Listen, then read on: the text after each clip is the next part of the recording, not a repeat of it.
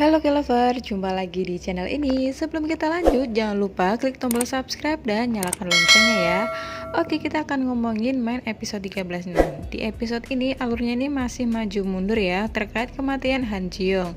Seperti yang udah kita tahu kalau Han Ji-young ini meninggal dengan kondisi berlumuran darah, yang mana jasadnya ini ditemukan pertama kali oleh Suster Emma. Nah, jika cuplikan di episode-episode sebelumnya ini, Hiso sama-sama jadi korban, tapi di episode kali ini sebelum posisi Hiso sama-sama tergeletak di samping Ji-young, dirinya terlihat di atas tangga saat Ji-young ini terjatuh.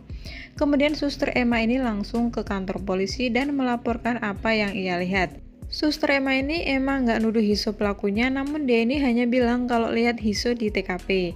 Awalnya masih praduga ada 3 tersangka pembunuh Ji-young, yaitu Hiso, So-hyun, dan Lee Hye-jin, karena ketiganya sama-sama ingin menghancurkan Ji-young. Terus Hiso ini kemudian diinterogasi polisi, tapi dia bilang tidak mengingat apapun yang terjadi, karena Hiso diketahui amnesia setelah kejadian meninggalnya Ji-young.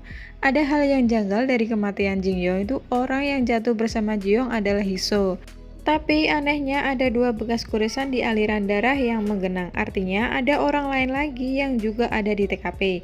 Nah, kita kembali dulu ke beberapa hari sebelum kematian Ji-young. Jadi, Ji-young ini menyuruh seseorang buat membunuh Lee Hye-jin, dan beruntungnya Lee Hye-jin ini cepat menyadari dan berhasil buat melarikan diri. Jadi, ini adalah alasan kenapa Hiso membawa kembali Hye-jin jadi tutornya Ha-jun, karena Hiso ini nggak mau terjadi apa-apa pada Hye-jin. Hye-jin juga memperingatkan agar Ji-young ini berhenti, kalau nggak Ji-young akan terbunuh. Tapi Ji-young justru balik mengancam Hye-jin.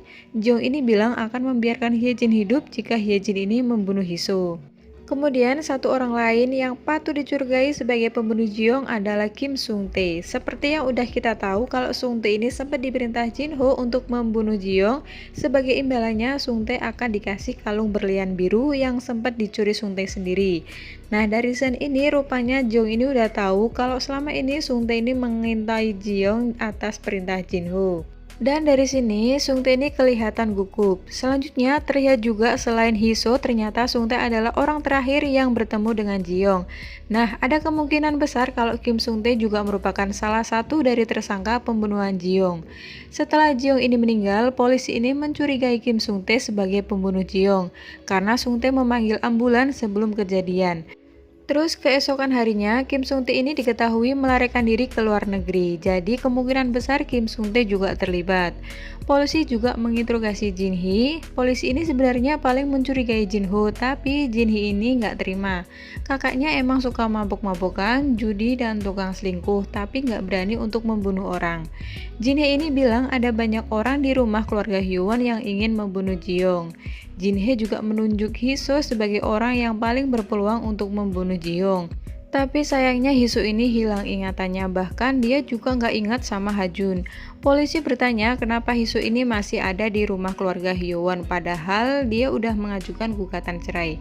Hiso bilang kalau dokter ini menyarankan untuk tinggal di sana agar ingatannya cepat kembali.